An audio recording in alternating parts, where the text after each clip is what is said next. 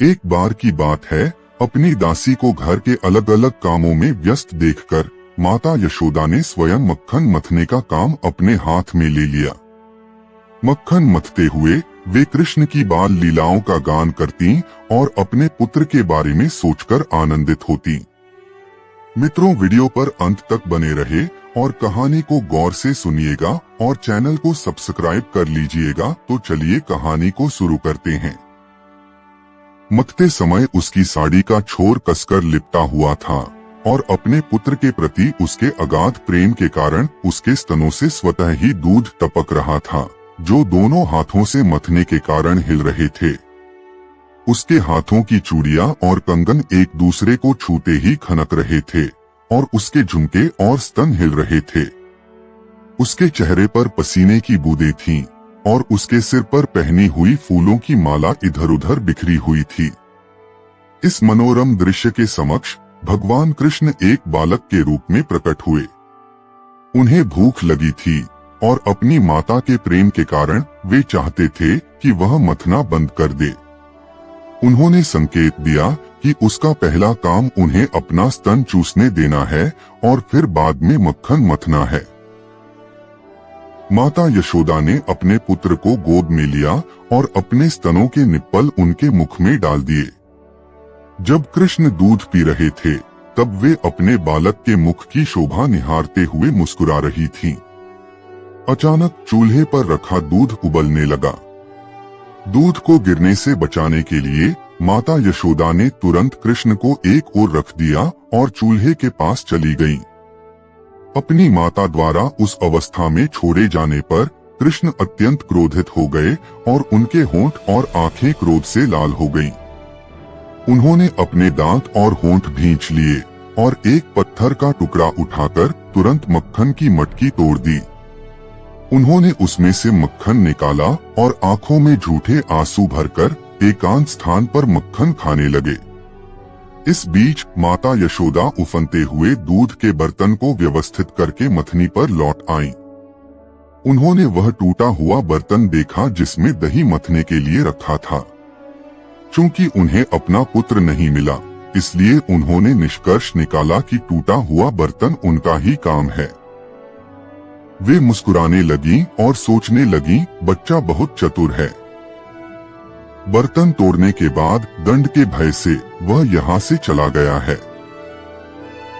चारों ओर ढूंढने के बाद उन्हें एक बड़ा लकड़ी का ओखली मिला जो उल्टा रखा हुआ था और उन्होंने अपने पुत्र को उस पर बैठे पाया।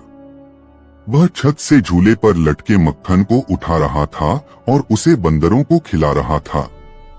उन्होंने देखा कि कृष्ण उनसे डरकर इधर उधर देख रहे हैं, क्योंकि उन्हें अपने शरारती व्यवहार का एहसास था। अपने पुत्र को इतना व्यस्त देखकर वह बहुत चुपचाप पीछे से उनके पास पहुंची। हालांकि कृष्ण ने उन्हें झट से एक छड़ी लेकर अपनी ओर आते देखा और वे तुरंत ओखली से उतरकर डर के मारे भागने लगे। माता यशोदा ने भगवान के उस परम व्यक्तित्व को, जो महान योगियों के ध्यान में भी नहीं समाता, पकड़ने के लिए उन्हें चारों ओर से घेर लिया। दूसरे शब्दों में, भगवान कृष्ण, जो योगियों और साधकों के हाथ में कभी नहीं आते, माता यशोदा जैसे महान भक्त के लिए एक छोटे बच्चे की तरह खेल रहे थे। हालांकि माता यशोदा अपनी पतली कमर और भारी शरीर के कारण तेज दौड़ते हुए उस बालक को आसानी से नहीं पकड़ सकी। फिर भी उन्होंने यथासंभव तेजी से उनका पीछा करने की कोशिश की। उनके बाल ढीले पड़ गए और उनके बालों में लगा फूल जमीन पर गिर पड़ा। हालांकि वे थकी हुई थीं, फिर भी किसी तरह वे अपने नटखट बालक तक पहुंची और उन्हें पकड़ लिया। जब वे पकड़े गए तो कृष्ण लगभग रोने ही वाले थे। उन्होंने अपनी आंखों पर, जो कालिक से अभिमंत्रित थीं, हाथ फेर लिए। बालक ने अपनी मां का चेहरा देखा जब वह उनके ऊपर खड़ी थीं, और उनकी आंखें भय से बेचैन हो गईं। माता यशोदा समझ गईं कि कृष्ण अनावश्यक रूप से भयभीत हैं और उनके लाभ के लिए वे उनका भय दूर करना चाहती थीं। अपने बालक की परम हितैषी होने के नाते माता यशोदा सोचने लगी, यदि यह बालक मुझसे इतना भयभीत है तो पता नहीं इसका क्या होगा। तब माता यशोदा ने अपनी छड़ी फेंक दी। उन्हें दंड देने के लिए उन्होंने उनके हाथ रस्सियों से बांधने का विचार किया। उन्हें इसका ज्ञान नहीं था, किंतु वास्तव में उनके लिए भगवान के परम व्यक्तित्व को बांधना असंभव था। माता यशोदा कृष्ण को अपना नन्हा बालक समझ रही थीं। उन्हें यह नहीं मालूम था कि बालक की कोई सीमा नहीं है। उनका न कोई भीतर है, न कोई बाहर, न कोई आदि, न कोई अंत। वे असीम और सर्वव्यापी हैं। वास्तव में वे स्वयं ही संपूर्ण ब्रह्मांडीय अभिव्यक्ति हैं। फिर भी माता यशोदा कृष्ण को अपना बालक समझ रही थीं।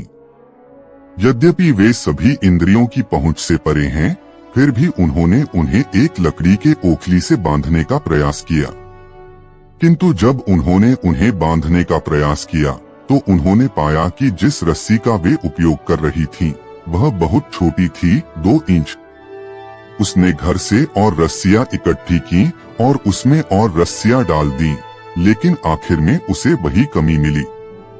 इस तरह उसने घर में मौजूद सारी रस्सियां जोड़ दी, लेकिन जब आखिरी गांठ लगाई तो देखा कि वह अभी भी 2 इंच छोटी है। माता यशोदा मुस्कुराई पर हैरान भी थीं। यह कैसे हो रहा है? अपने पुत्र को बांधने के प्रयास में वह थक गई। उसे पसीना आ रहा था और उसके सिर की माला गिर गई।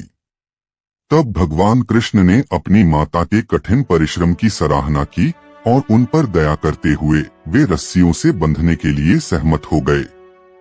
कृष्ण माता यशोदा के घर में एक मानव बालक के रूप में क्रीड़ा करते हुए अपनी चुनी हुई लीलाएं कर रहे थे। निस्संदेह कोई भी भगवान के पूर्ण व्यक्तित्व को नियंत्रित नहीं कर सकता। शुद्ध भक्त स्वयं को भगवान के चरण कमलों में समर्पित कर देता है, जो या तो भक्त की रक्षा कर सकते हैं या उसे पराजित कर सकते हैं। लेकिन अपनी ओर से भक्त अपनी शरणागति को कभी नहीं भूलता। इसी प्रकार भगवान भी भक्त की सुरक्षा में स्वयं को समर्पित करके दिव्य आनंद का अनुभव करते हैं। इसका उदाहरण कृष्ण द्वारा अपनी माता यशोदा के प्रति समर्पण है।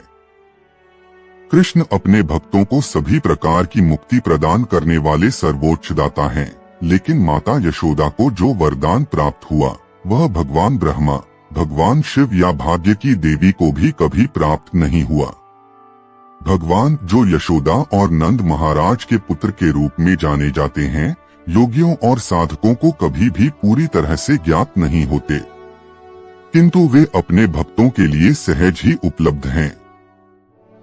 नहीं योगियों और साधकों द्वारा उन्हें समस्त सुखों के परम आकार के रूप में सराहा जाता है। अपने पुत्र को बांधकर माता यशोदा गृहस्थ कार्यों में लग गईं। उस समय लकड़ी के ओखली से बंधे हुए कृष्ण को अपने सामने 2 वृक्ष दिखाई दिए, जिन्हें अर्जुन वृक्ष कहा। आनंद के महान भंडार भगवान श्री कृष्ण ने मन ही मन सोचा, माता यशोदा सबसे पहले मुझे पर्याप्त दूध पिलाए बिना ही चली गई, इसलिए मैंने दही का बर्तन फोड़ दिया और बचा हुआ मक्खन वानरों को दान में दे दिया। अब उन्होंने मुझे लकड़ी के ओखली से बांध दिया है, इसलिए मैं पहले से भी अधिक शरारत करूंगा। और इस प्रकार उन्होंने उन 2 बहुत ऊंचे अर्जुन वृक्षों को गिरा देने का विचार किया। अर्जुन वृक्षों के इस जोड़े के पीछे एक इतिहास है।